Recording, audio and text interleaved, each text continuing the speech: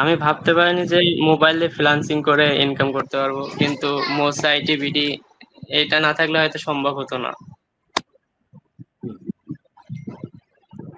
আচ্ছা আচ্ছা, এই যে পরে যে ১,৫০০ টাকা কাজ করার পর দিয়েছে, ক্লায়েন্ট খুশি হয়েছে না তোমাকে?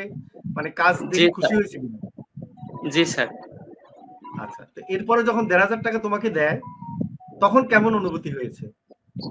স্যার তখন তো আরো ভালো অনুভূতি যে আমি কাজটা সম্পূর্ণ করতে পারছি, এটা বিষয়ে আমার টাকাটা দিছে, আমার কাছেও ভালো লাগছে, সেও খুশি হয়েছে। এখনো স্যার উনি কাজ করাবে, উনি কয়দিন পরে তো হয়তো বুস্ট করবে, অ্যাড রান করবে। এখন এই ২,০০০ টাকা পেয়ে কি করেছো তুমি?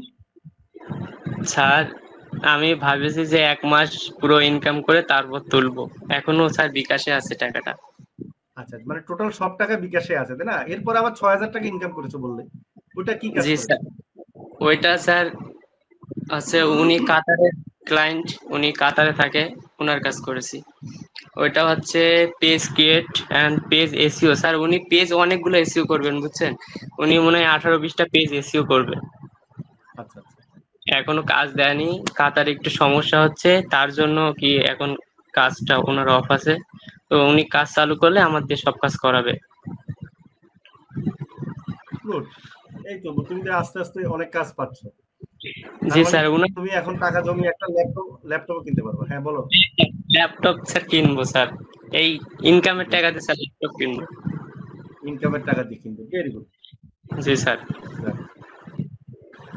এখন এই যে ক্লায়েন্ট গুলা, বেশিরভাগ ক্লায়েন্ট কিভাবে পেলে তুমি? ফেসবুকের মাধ্যমে? স্যার জি স্যার, ফেসবুকের মাধ্যমে। আচ্ছা।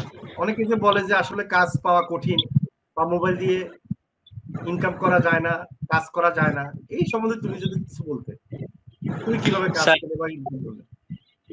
তাদেরকে বলবো স্যার, প্রথমে বলবো স্যার মোস আইটিপিডি মোবাইল দিয়ে শিখতে হলে স্যার মোস আইটিপিডির কাছে আসতে হবে, এটা একটা কথা। আর হচ্ছে স্কিলটা ভালোভাবে শিখতে পারলে মানে স্কিলটা।